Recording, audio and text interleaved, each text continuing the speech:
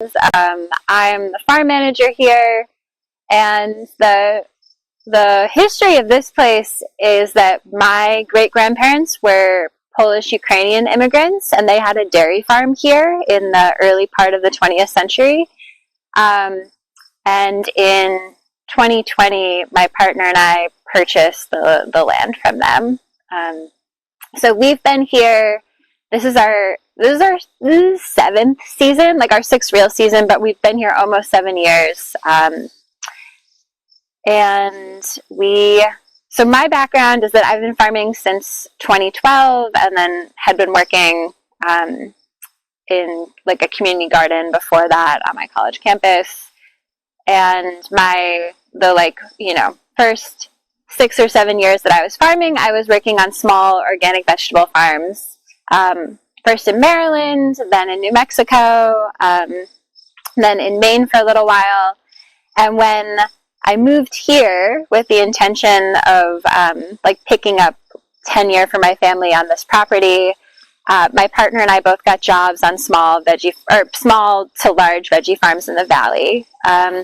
And we were like, the last thing that this area of the country seems to need is another 4-acre vegetable farm. And we had a few friends in Santa Fe, which is where we moved from, who are herbalists. And they were like, we really need small herbal growers. Like most of the herbs that are grown in this country botanically that are sold are produced in China, Bulgaria, and India.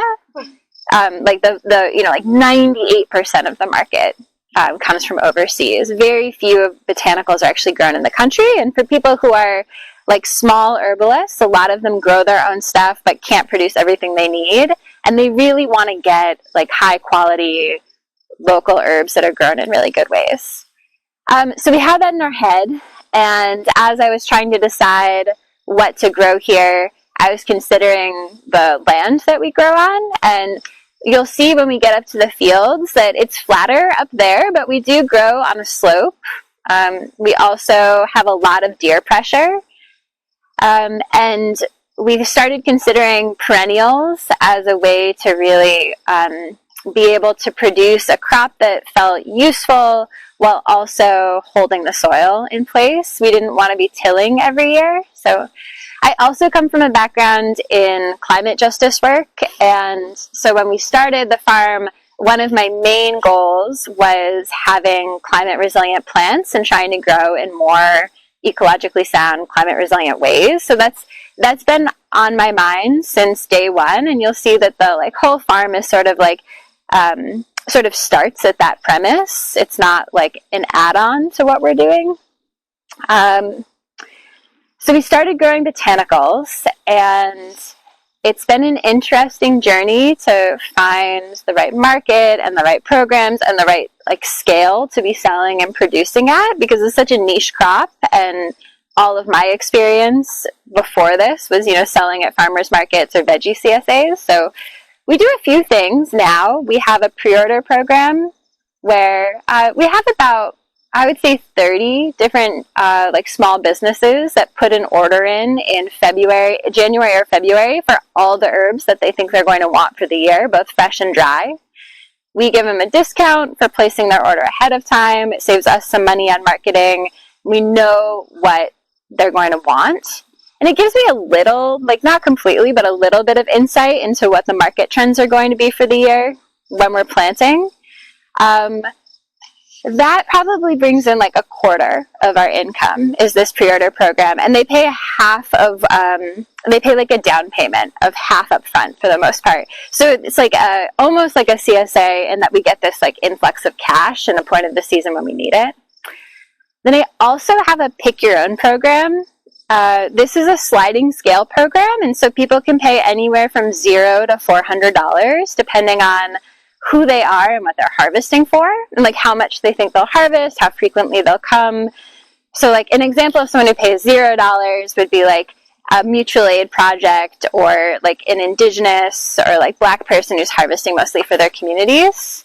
And we have quite a few people who fit that bill. And then an example of a $400 person would be someone who is like harvesting for a commercial business, has access to like capital and wealth, and is going to come often and pick a lot of things. And people just place themselves wherever they think on that scale. We have about 55 pick your own members. They pay, some of them are on a payment plan. Most people pay at the beginning of the season. And then we have 3 days a week when they can come and harvest whatever they want from what's available in the field. Yeah. We also, we in 2020, we started what like I called the like climate resilient food CSA.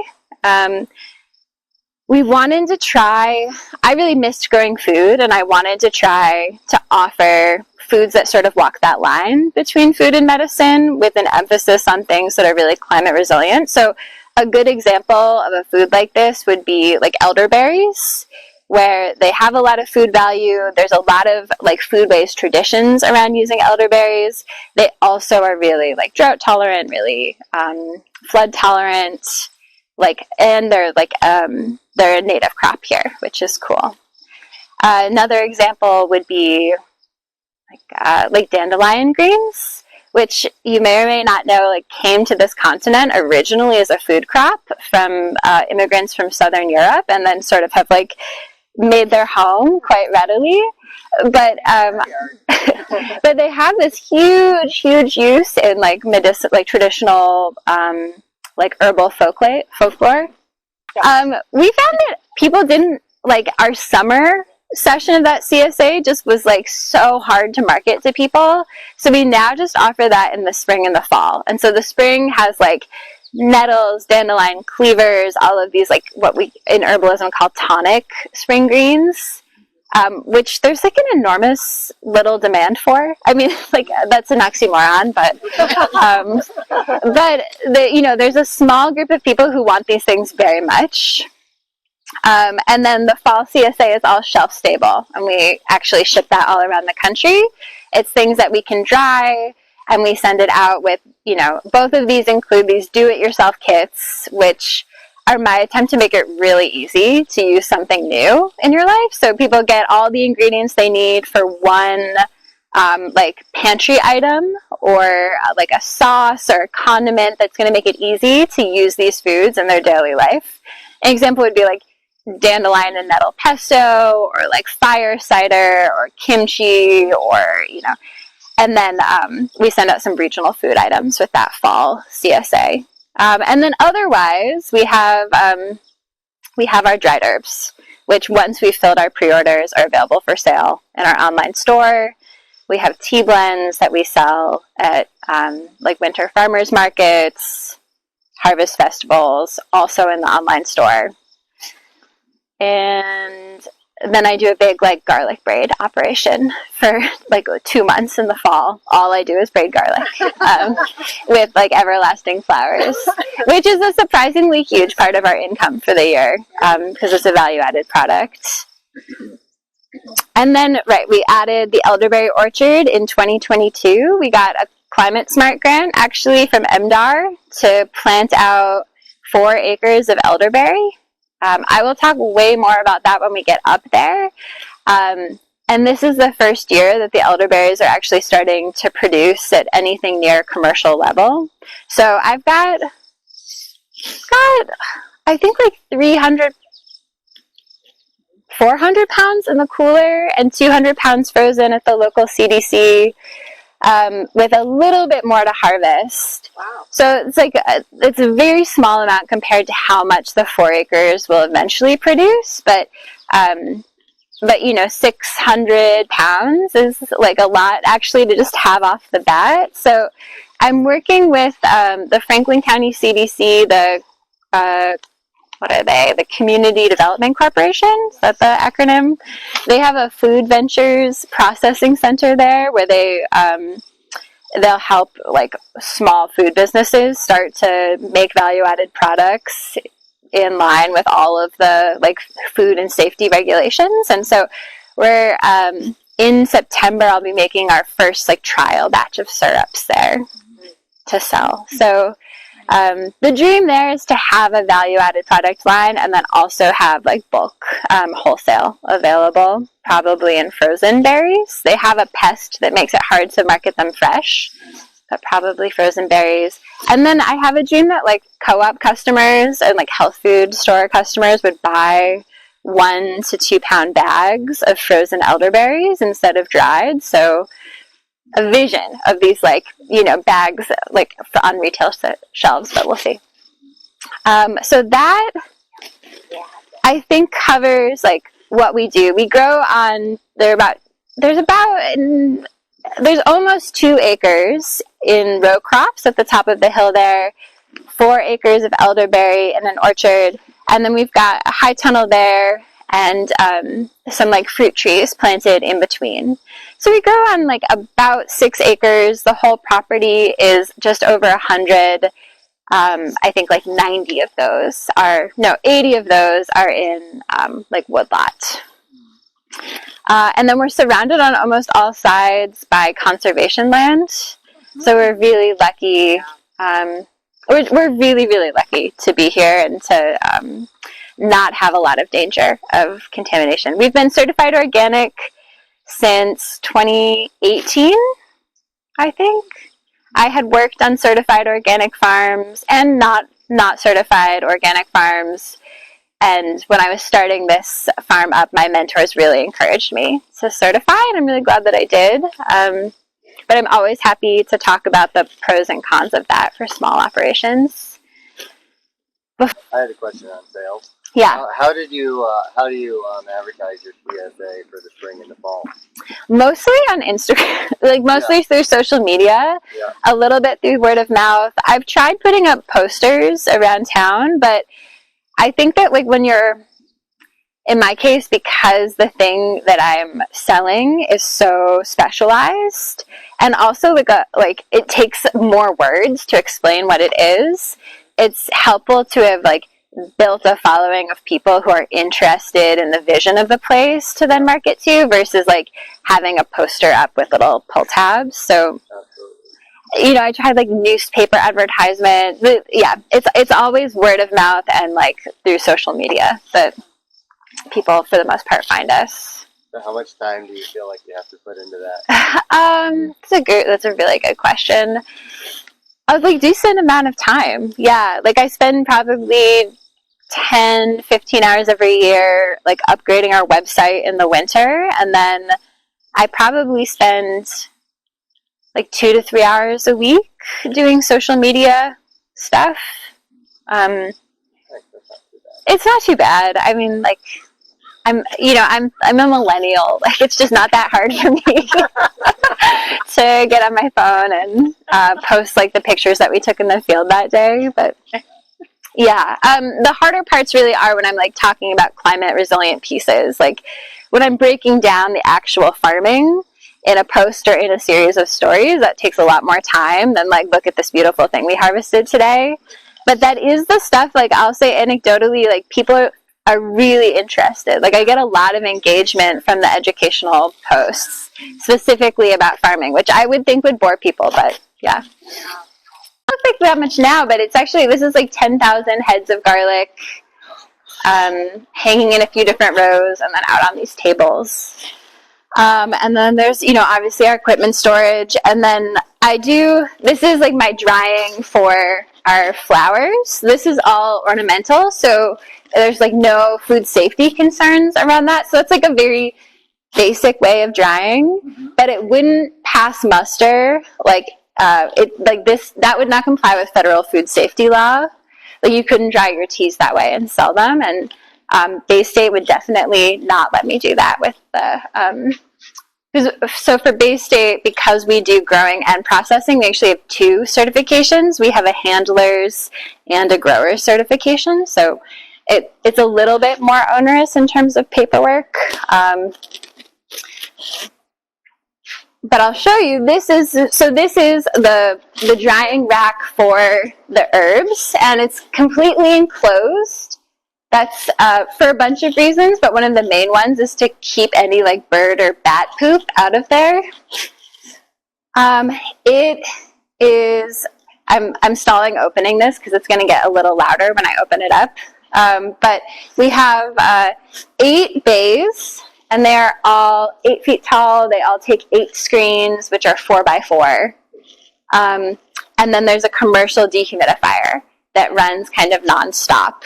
When we want to dry something faster than this, because this can take anywhere from like 3 days to 2 weeks to dry something, and particularly like there's some things that take much longer to dry, like calendula flowers, or things that are really attractive to mice, like milky oats. We dry them, and we call this our hot box. This is a mini version of that, but I can run a space heater in it, and I can dry things in this in like 24 hours if I need to. So the milky oats go in there if we want to speed up a process. Or in the fall, when it gets much cooler in here, sometimes we need this to finish herbs off. They have to be like real crisp before we bag them, or they will like actually mold in storage. So this is my very fancy door. And here are the racks. Right now we've got calendula, and then like a mishmash, and then basically all Tulsi basil drying right now. Or Indian meal moths or pantry moths. So those little like grubs that get into your grains love dried herbs. The traps are really not our primary way of controlling them. This is like mostly for me to know how much like moth pressure is on them at a time, and like maybe it does something, but the main thing that we do to control for them is that when herbs get processed and bagged, they go into a chest freezer for 3 to 5 days, and that time at 0 degrees kills the larva. But we learned that lesson the hard way, and I always like to point it out to anyone who's interested in doing dried herbs, because it's really heartbreaking to lose bags of herbs to pantry moths. So like the Tulsi basil that you were just looking at, the fresh to dried ratio is about 9 to 1. So if we harvest, 200 pounds of fresh, which is about what it takes to like fill the pickup truck to the brim, we're going to end up with like, and 9 to 1 is even generous, like that might end up being like 9 or 10 pounds total. Yeah. What's happening over here? Yeah. So this is, once things are crispy dry, they come over here, we set up a table and some bins to catch the compost, and things get run over this hardware cloth, which is just a wire mesh.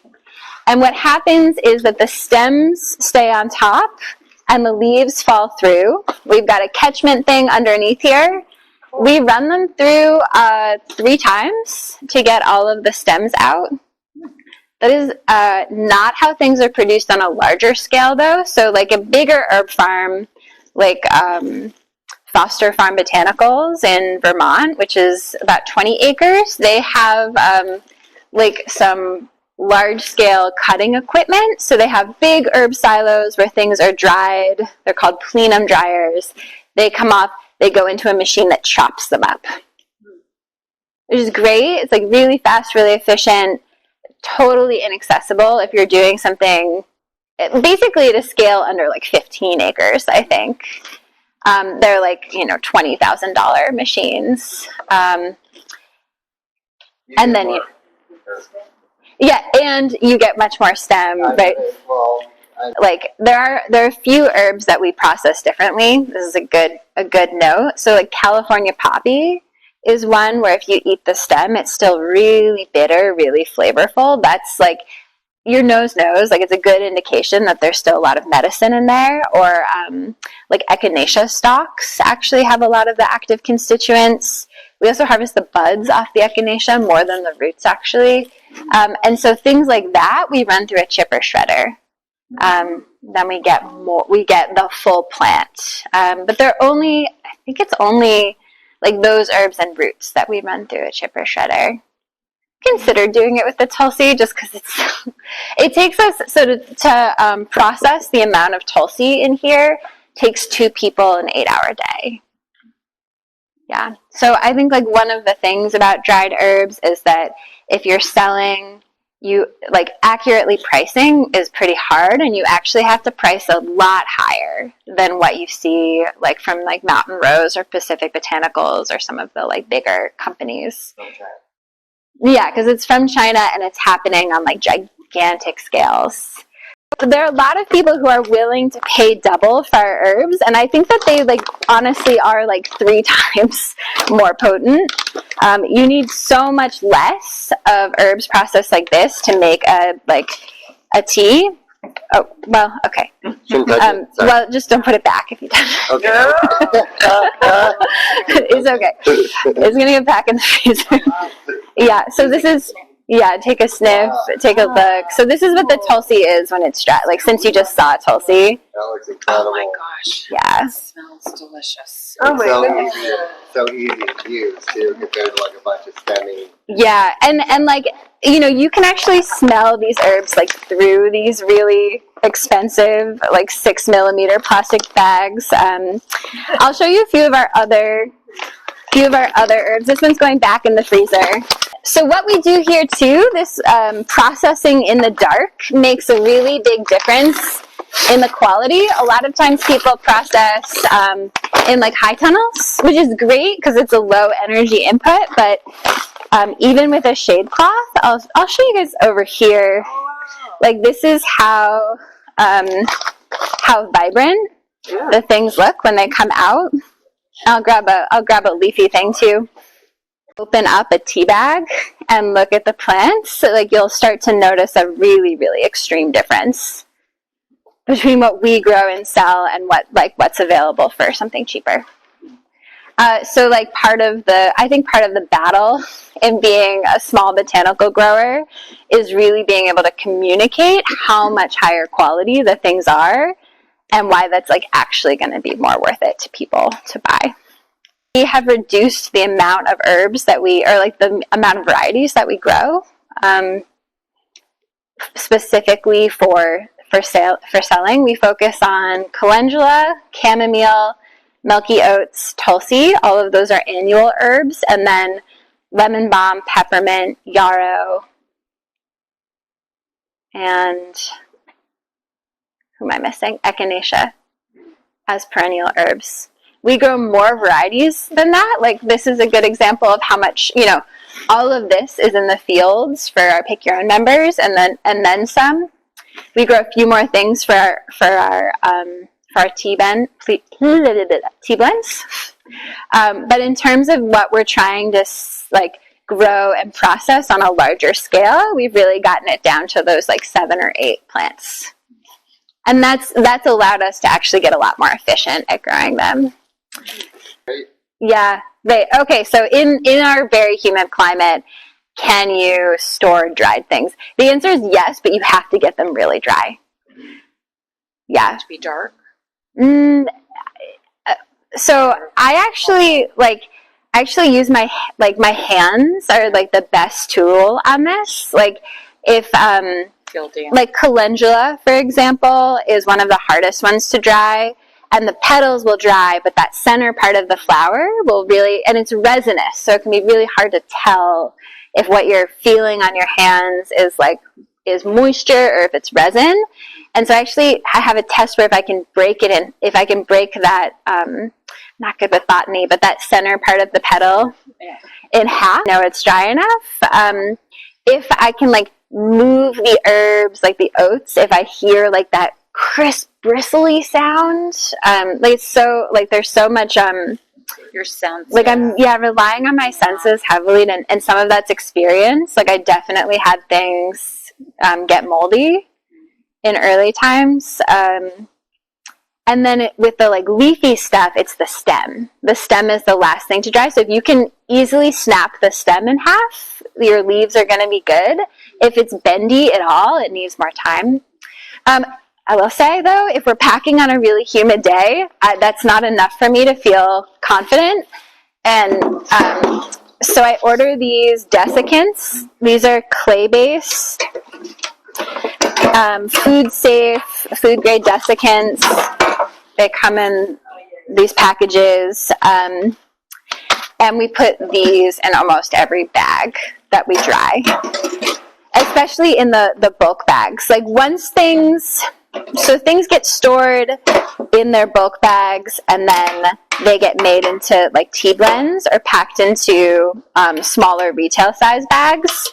Once they've been in storage with a desiccant, I trust that they're dry enough to go into those bags, and I've never had a problem. But for like bigger amounts, I use this. Yeah, so it is harder to dry in this climate. This space is nice, this hay loft, right? Because this was designed for drying hay. So it's got like some amount of airflow, it heats up really fast. And then having this airtight space with the dehumidifier running is really important to getting things dry. We had a less airtight space for a while, and it was like if we had a really humid, rainy day, everything on the racks would rehydrate. And if we're processing on a humid day, we have to do like 2 or 3 racks at a time, bag them, keep that closed, open it up, and bring more out. So it does get a little challenging during the rainier parts of the year. Yeah, a day like today, no problem. Yeah, really nice. Thank you. Yeah, it's a great question.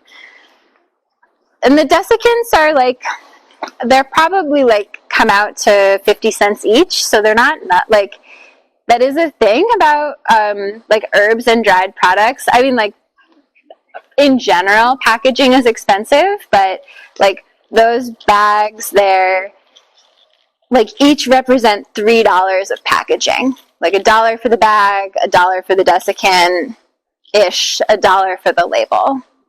And if we're talking about our tea bags, they've got labels on both sides. Bags are a little bit more expensive, so you do have to price the packaging into your stuff. Yeah, and if we're talking about breaking even, like I think often we're not factoring in administrative time, right? We're just like thinking about production costs. Well, which is usually the farmer's time, right? So it's like, do I ever factor in the like 2 hours I spend emailing, you know, after work? And, you know, and like, but that's really. You do it because you like it, and I love it. Yeah. But ideally, you're trying to hit some sort of production scale and efficiency where you can cover your administrative costs. So like, I'm thinking on this farm, we have like, I outlined what, like 5 sales channels there. Like that's actually too much. Like for, you know, that's like a full-time job for me on top of whatever I would do there. So I've been trying to like identify where we can sort of pare down, because the temptation is to say like, I'm not making enough money, I'll add something. Right. Yeah. And I think when you're like, this is my 7th season, like you do have to try a lot of things to figure out what's going to work for you. But then I think like, if, you know, like if this farm is going to make it to 10 years, I need to like spend the next 3 really paring down and figuring out. And like the business planning, a lot of that is around elderberries right now, but yeah. So like cutting the summer CSA, which was like an influx of cash when we really needed it, did allow me to grow like 20 less crops. It was huge. Like I never could have rebuilt these 2 things and covered them. Did you sell your elderberry flowers or drying them? No. I did try drying some this year as an experiment. We'll see. Okay. Yeah, I think selling them fresh might be the way to go. But even, you see these blue buckets behind you here? Those are half bushels. Like one of those filled with elderberry flowers was not quite a pound. So Yeah, flowers. And that was fresh.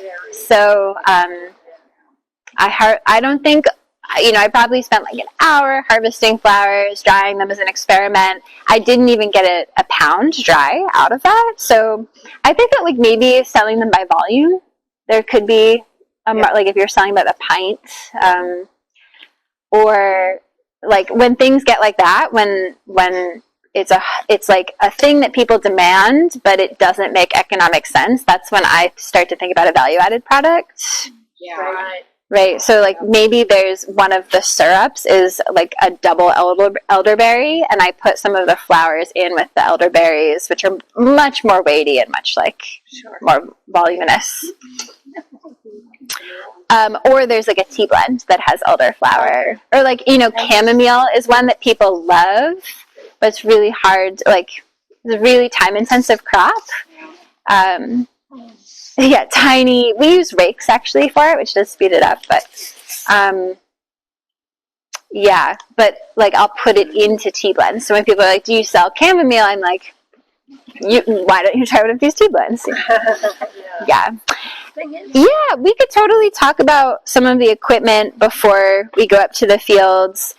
So I mentioned that we did buy a tractor. We're using that just for mowing and for like moving things in the bucket. We don't drive the tractor on the fields because we're really mindful about not compressing the soil.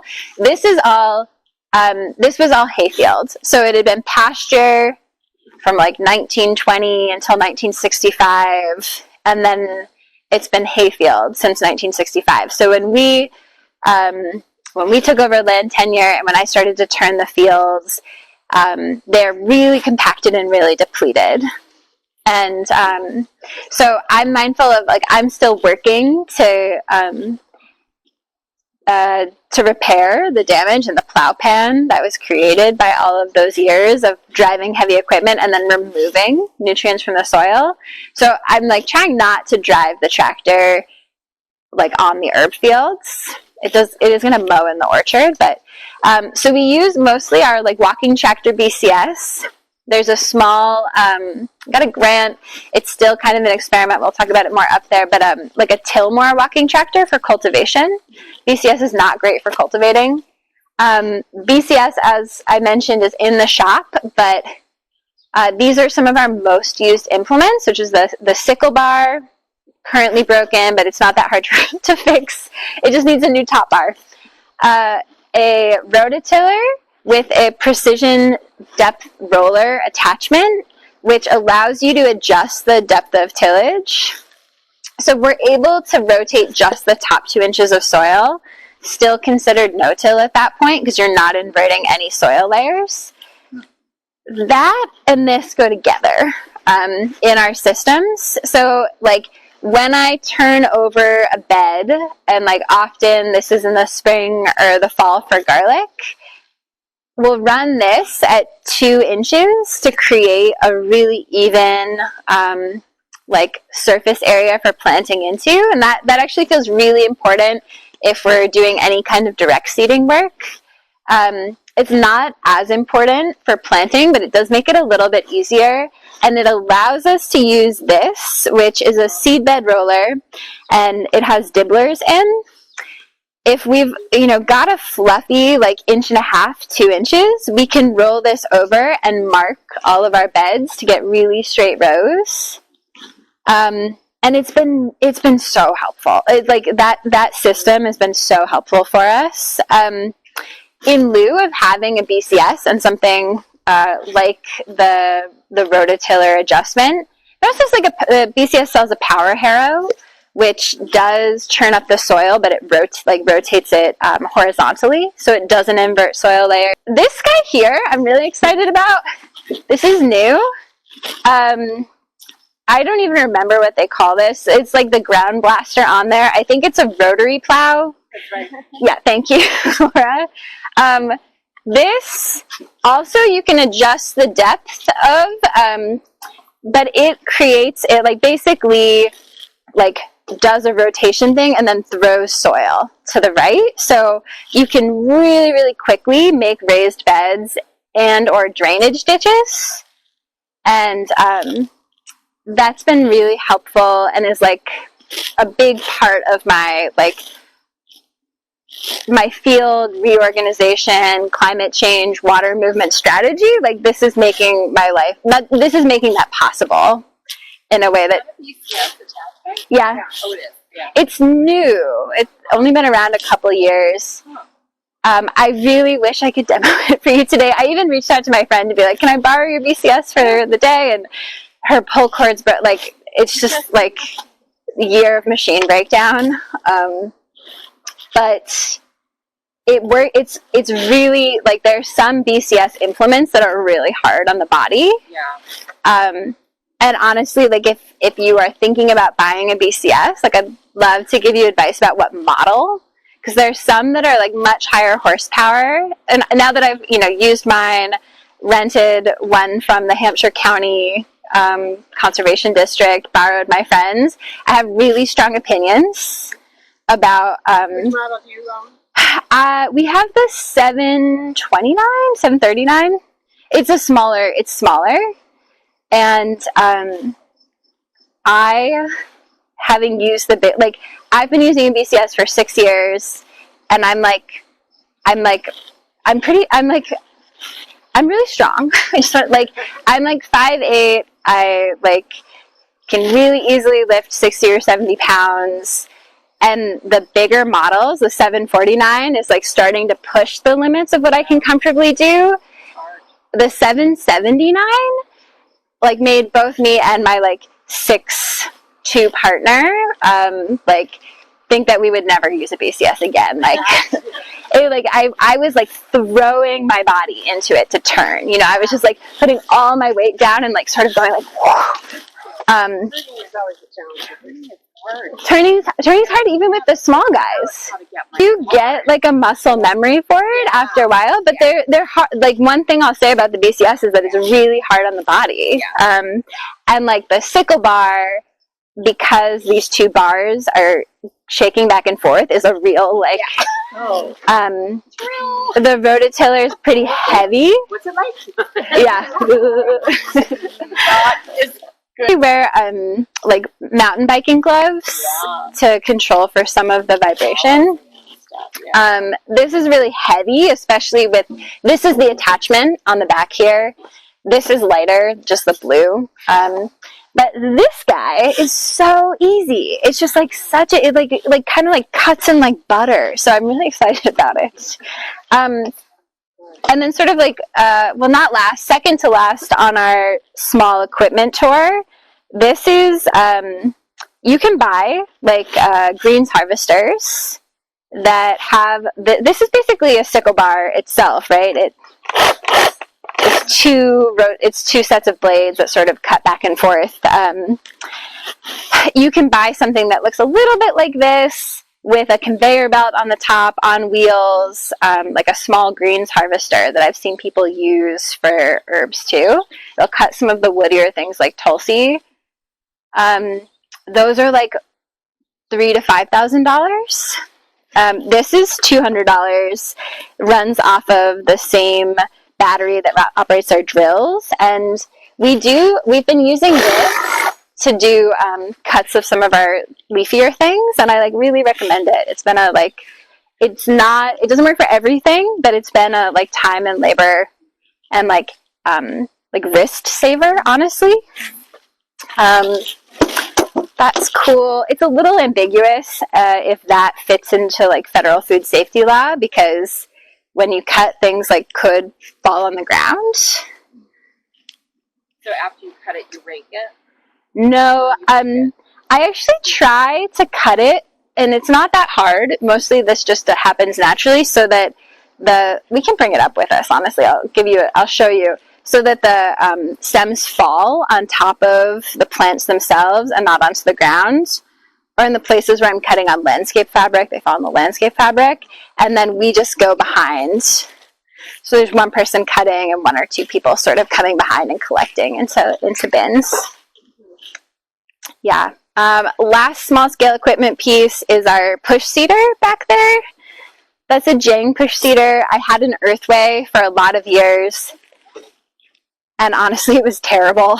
And I finally invested in this, and it's especially helpful for the herb seeds, because it you can take a look now or later.